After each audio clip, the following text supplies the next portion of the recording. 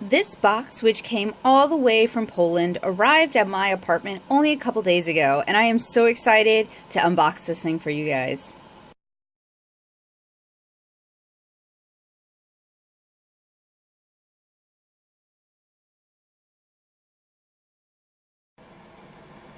So today we're going to be looking at the Karin Brushmarker Pro, and these are available in 5 different sets. And what's neat about these are water-based, dye-based markers. Now, I first found out about these on Instagram. I followed their account and eventually tracked down their website. And if you're interested in these, you can find more about them at https://eshop.karin.com.pl/en/. So I will link that in the description below for you guys. I have here my tracking receipt. I was able to pay using PayPal, which is important when you're ordering things from, sellers you're not familiar with, or you're using sales systems that you're not really sure of. PayPal can be a great way to protect yourself. I ordered the 26 color mini box, and that in English would be $43.42 with shipping. And it came really quickly. It came about 5 days after I ordered it.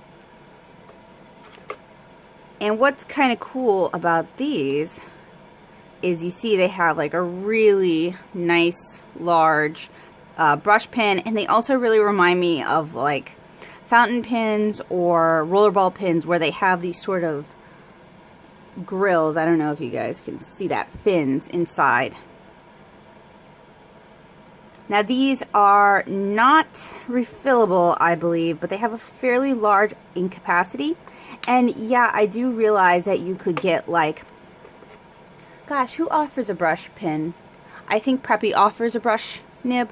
You could probably make these with Preppies, but it would probably cost about as much. So we have 26 colors and a blender. And inside, so the box is sturdy cardboard, and the holder inside is a little bit more flimsy. Looks like just plain paper that's been cut and folded. I actually don't care all that much about that. That's if I can get it back in the box. I will care a lot if I cannot. Alright, so just keep in mind that you probably cannot get the markers back in if you take them out. If you take like this sleeve out, it's just too flimsy. I put a piece of washi tape in it just to help make it a little bit more sturdy. We'll see if that causes sticking with the markers. So Karin Brushmarker Pro markers come in sets of up to 60 colors with 3 blenders. So that's the $101 $17 set. They come in this set here, the mini box set, which is 26 colors and 1 blender. They come in the Deco Brush Metallic, which is a 10 marker set, and then they come in different themed colors. So the Deco Brush set is $23.39 for 10. The Brushmarker Pro Flower Colors is $19.30, and it has 12 colors. So the metallic markers are a little bit more expensive. And the themes range from flower, which are mostly warm colors. There seems to be a chartreuse in there. Sky colors, which are blues and aquas and teals. Sun and tree colors, which is kind of like an autumnal set. Browns, yellows, orange, green. Skin colors, which I don't know that I have any really in here. Maybe this pink. This is skin number 1. And then maybe this, which is rosewood. And then perhaps the 2 browns. So with a set like this, I could potentially expand it with the skin color set, which is $19.30. There's the gray color set, the 12 basic colors, the 11 basic colors plus a blender, the Brushmarker Junior, which just seems like those are like more fun colors, I guess. And then you can also order these open stock for $1.75 each, as well as the blender and neon colors. You can also get the box, or you can get a crazy store display if you so desire. They also make ballpoint pens, and they make a sealant lacquer for their deco brush markers called Decocolor, and that appears to be an aerosol. So you may have some difficulty ordering that online. We also received a tiny instructional guide, how to use Brushmarkers Pro. KarinMarkers.com. What distinguishes Brushmarkers Pro? Brushmarkers Pro contain 2.4 milliliters of paint each. They are produced in the liquid ink technology, thanks to which they maintain the color intensity up to the last drop.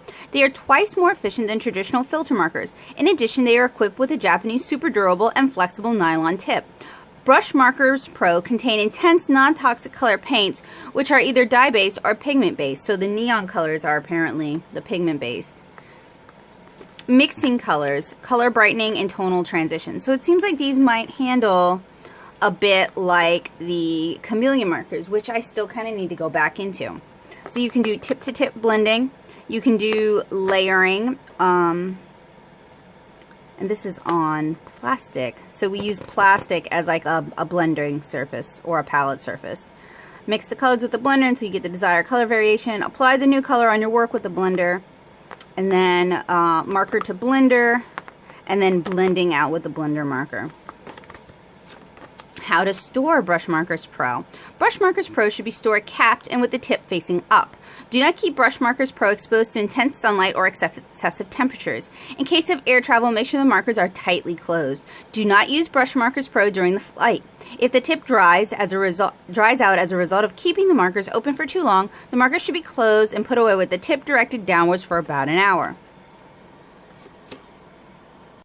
We're going to take a look at the individual makeup of an individual brush. These are really similar in body shape to, like, in terms of the cap, like a Posca marker, or like a preppy fountain pen that's been converted to an eyedropper conversion so the whole body can be filled. There is a fill line here. These cannot be refilled, at least to my knowledge, containing 2.4 milliliters of ink. They can be used for calligraphy, graphic design, and illustration. The name is screened on the body with Karin screened on the cap, and there's also a barcode that includes the color name, so they seem pretty professionally put together. The brush seems like it might be the sort that frays over time rather than being a foam rubber nib. And the cap posts to the back. And it's a fairly large brush.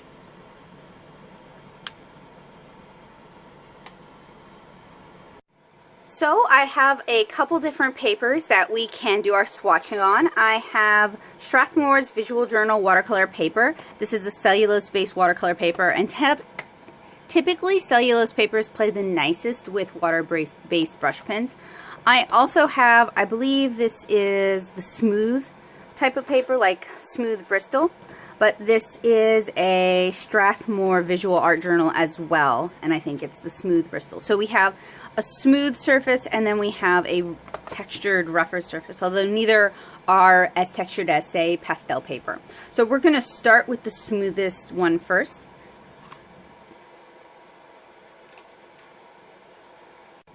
And for this, I'm just going to begin by swatching each color, and then I'm going to label them.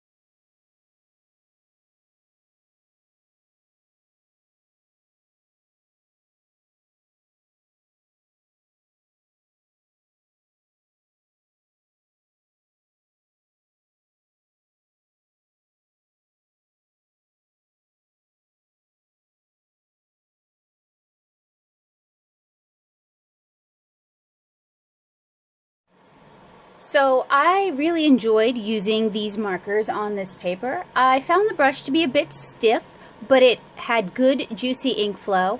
This set has bright, vibrant colors that handle really nicely on the sort of plate or smooth type paper, and these would probably be really nice for brush calligraphy.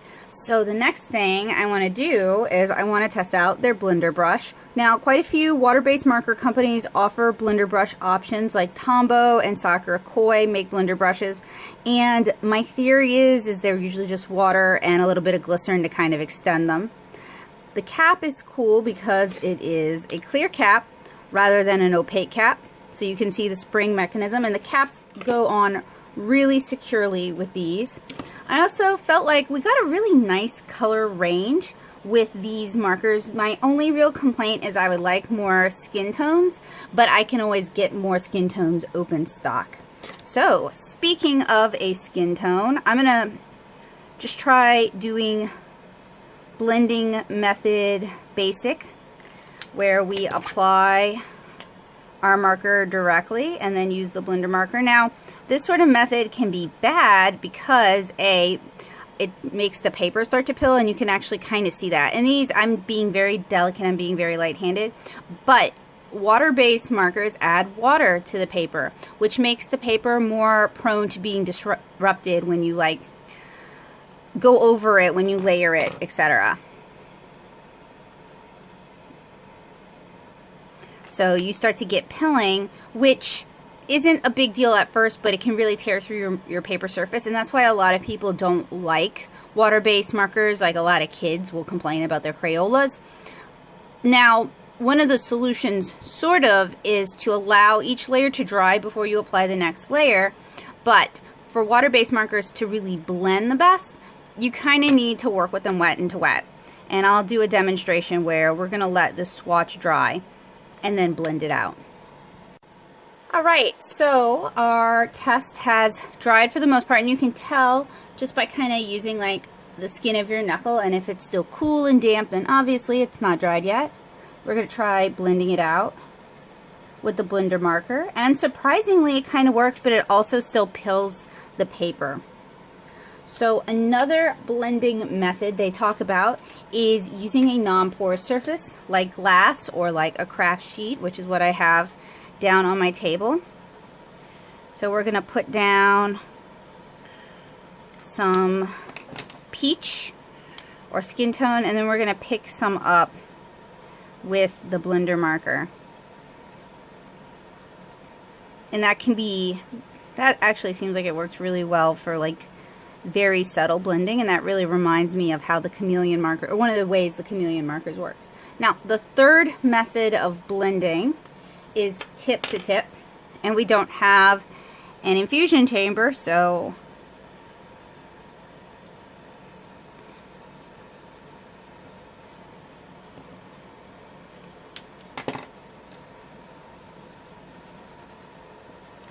yeah, I don't like that method as much. I think my favorite method is picking it up off of a non-porous surface. The other issue is you want to make sure you have a piece of scrap paper handy so you can kind of get the excess ink out of your blender brush. And of course, you can blend color to color, kind of using those methods as well. So I'm going to take a very light blue, Arctic blue, and cyan.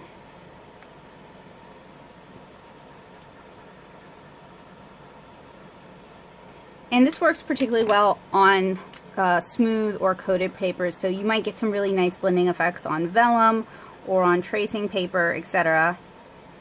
Okay, so we don't really have any blending here. We can go backwards and kind of blend it out. And we want to be careful not to abrade the paper surface.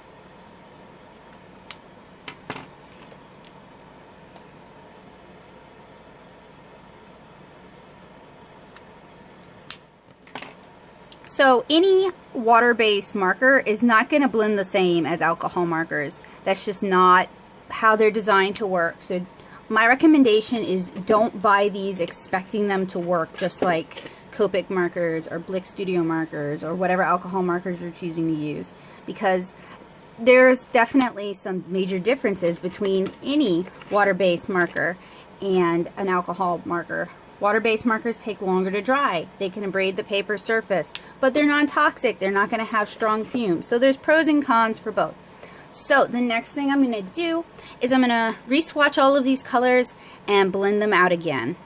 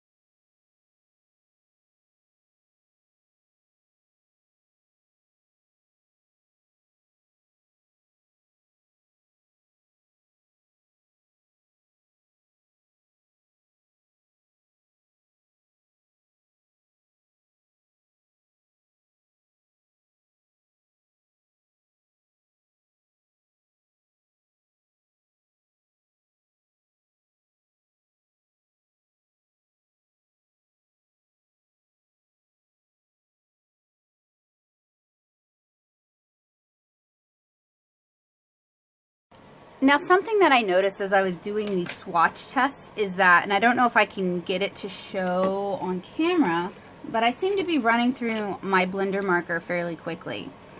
So I have definitely used it a lot more than some of my other markers, but it does seem to be consumed fairly quickly. So if you're going to order a set or any of these sets, I would recommend picking up a few extra blenders perhaps. So the next test I'm going to do is I'm going to do color into color rainbow blending.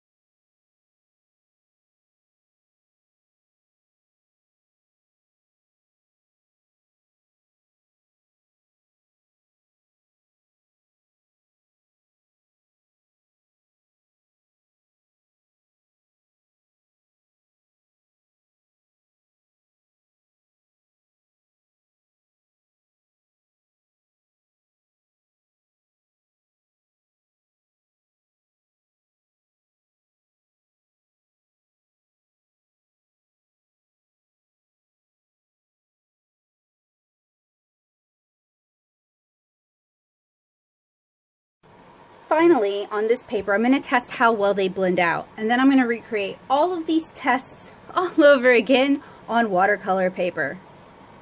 So I have here a water brush filled with clean water, and I'm just going to go ahead and get started.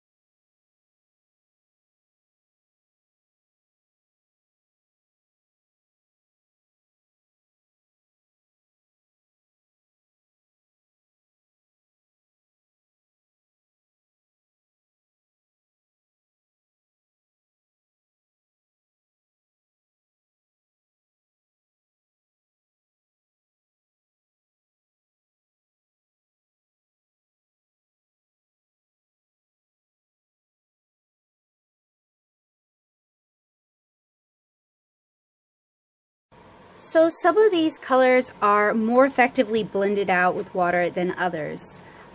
Pretty much any of the brighter, more vivid hues blend out well with water. The yellow ochre, no, they call that rosewood. Not so much. The browns, not so much. Typically with dye-based pens, browns are usually the weaker areas. With the grays, you don't really get much blending at all with water. Alright, so next we're going to repeat all of this over on watercolor paper.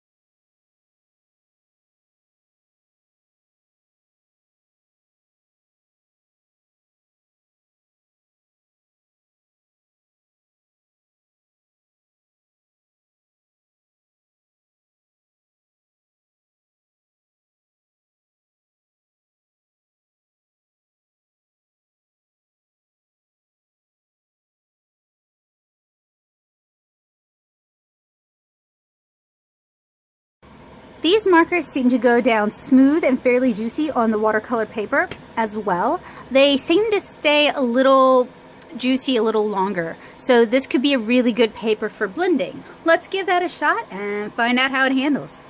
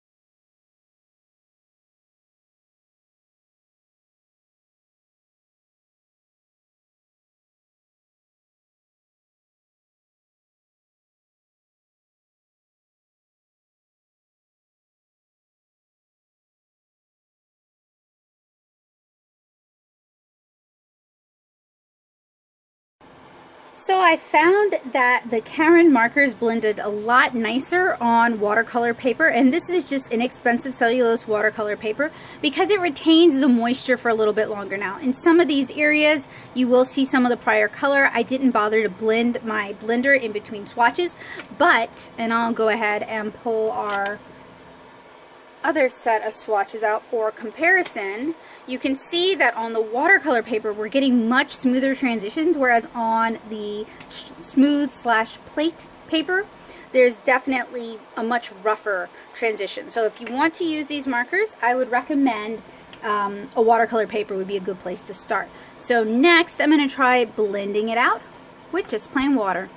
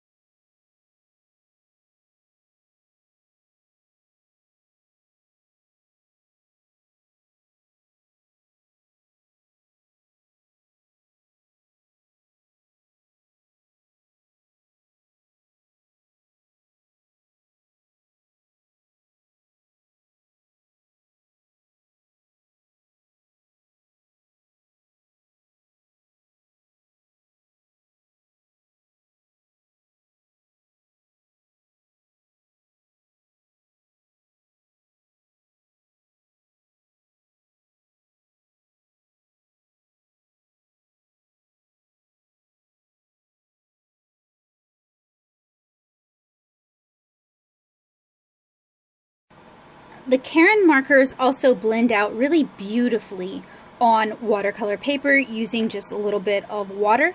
These really remind me of like Ecoline watercolor markers, or even some of the homemade brush pens I attempted to make a while back using fountain pen inks, except a lot less messy. I would love to pit these up against Ecoline markers and kind of do a comparison there. So we're gonna go over some blending techniques here on this watercolor paper. Help me out. And to help me out, I have a little bit of paper towel, just so that I have an area that I can clean my water brush onto.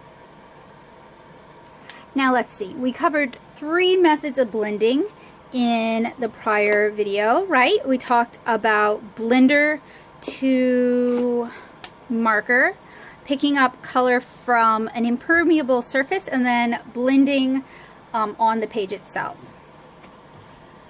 So I'll grab my blender marker and just clean it off on a piece of Viva paper towel. And let's see, last time we did skin, right? So let's do a different color this time. Let's do cyan this time. So we already know how this blends out. Let's do it chameleon marker style.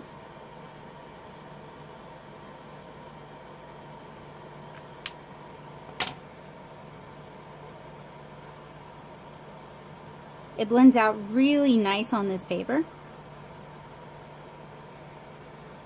And I'm going to clean off my blender marker using, again, that piece of paper towel. Now we're going to apply some to our impermeable surface, and this is a great way to use your water-based markers to make a small collection have a big impact. Get a slightly smoother blend doing that. Let's pick some up using our water brush as well.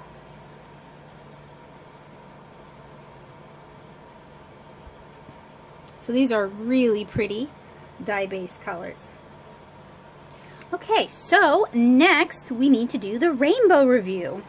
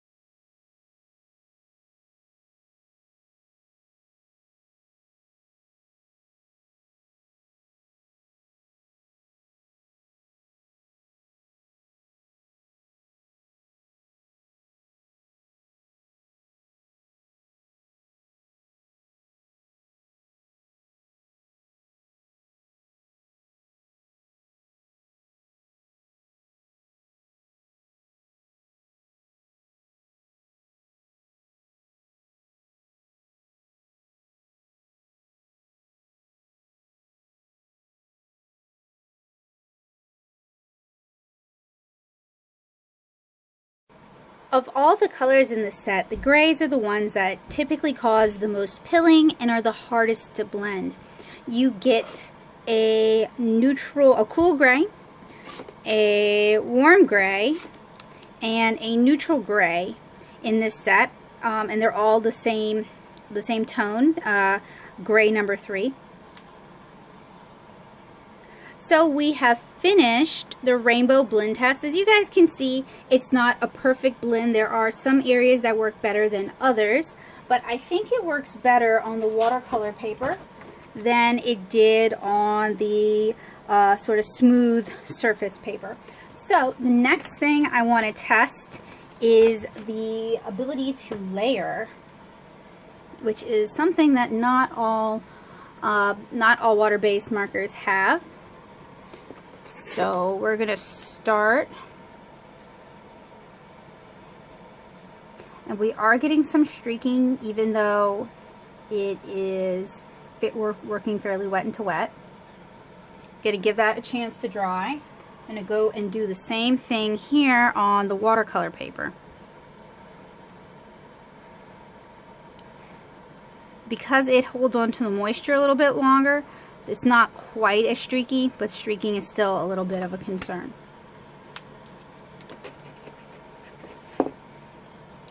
Alright, they feel dry to the touch, so I'm going to try layering with grass.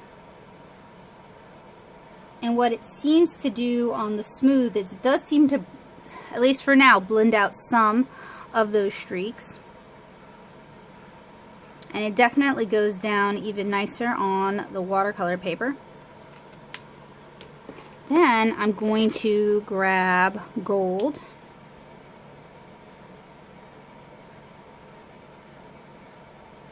So it looks like maybe you can layer it and it's not going to just pick up the layer underneath it. I'm sure if I went over this a bunch of times, yeah, it'll eventually start to pick up that color.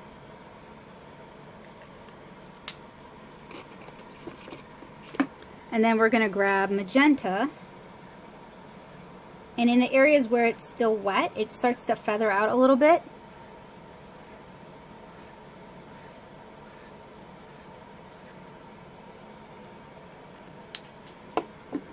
And then we're going to grab lilac.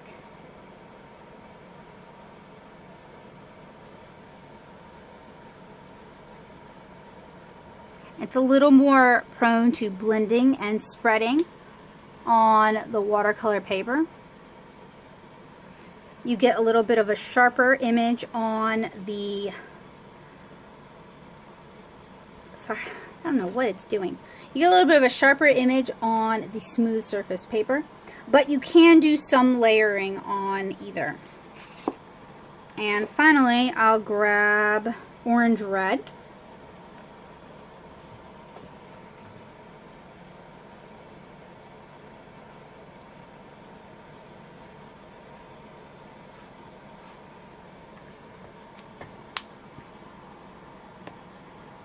So I think these could be really good for concept work if you still like to do concept work on 2D materials. They don't have any fumes, so if you're somebody who's sensitive to fumes, these could be a great alternative for you. They handle well on both a smooth surface Bristol as well as a cellulose-based watercolor paper. They're a little bit expensive here in the US, and we do have other options available. They're not refillable, and the Echo lines are refillable. And I have not seen them in any brick and mortar stores yet, but we don't have any independent brick and mortar stores here in the Nashville area for art supplies, so that could be why. They tend to be the stores that carry things like this first, but Plaza also, well, Plaza and Jerry's both will sometimes carry weird things. So I'll keep an eye out for these, and I'll let you guys know how much they cost in, say, an art supply store as compared to in the online shop, because often supplies cost a little bit more in their home shops. They were very easy to use, very reminiscent of ballpoint pens. The caps clips on securely. I do wish these could be refilled in some capacity, because they seem fairly sturdily built and they're fairly stylish. They also remind me a little bit of the Molotov Graphics Aqua ink, but these are refillable, but they're actually quite expensive, so I only have one. I cannot do a full comparison. But if you see them and you're in the market for a water-based marker that's a little more advanced, than a Crayola, and you aren't really digging Tombow ABTs or Zig Art and Graphic Twins or Zig Clean Color Real brush markers, these could be a really good fit for you. Now I have two options for you guys, and I hope you guys will help me out here. So the first is, if you'd like to see these compared to other water-based brush tip markers such as Tombow ABT, Zig Art and Graphic Twin, etc., let me know in the comments below. Or if you'd like to see them compared to watercolor markers such as Spectrum Aqua and Winsor & Newton watercolor markers, let me know that as well. I'd love to do a big overview, I'd love to do a big comparison, but only if it's actually going to be helpful for you guys.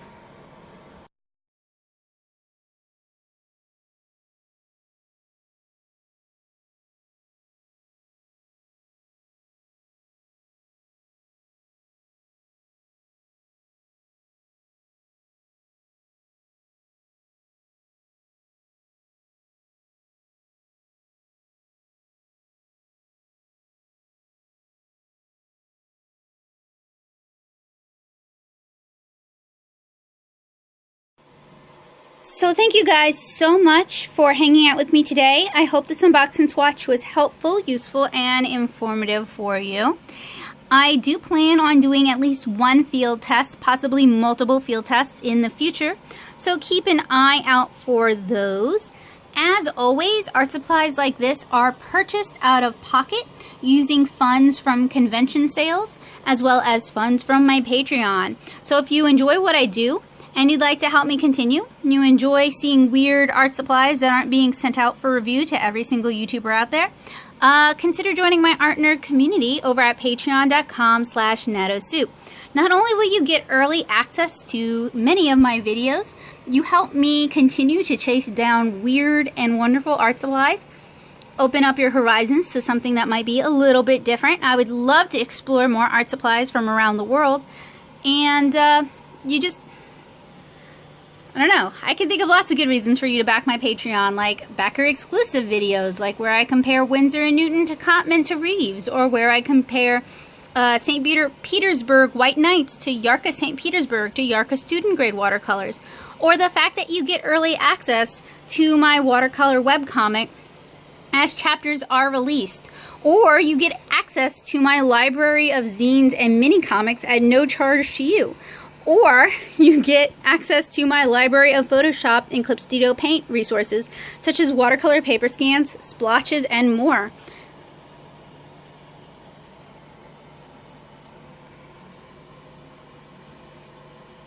So anyway, I hope you enjoyed this video. I hope it was useful, helpful, and informative to you. Let me know in the comments below if you have any additional questions. Check the description for links to everything. And I'll see you guys again really soon with the field test. Have a great day, guys. This was, boy, I can't talk. One more time. This was a review of the Karin Brushmarker Pro markers. These are water-based markers that utilize sort of like a ballpoint pen body with a nylon fiber tip. Have a great day, guys. Bye.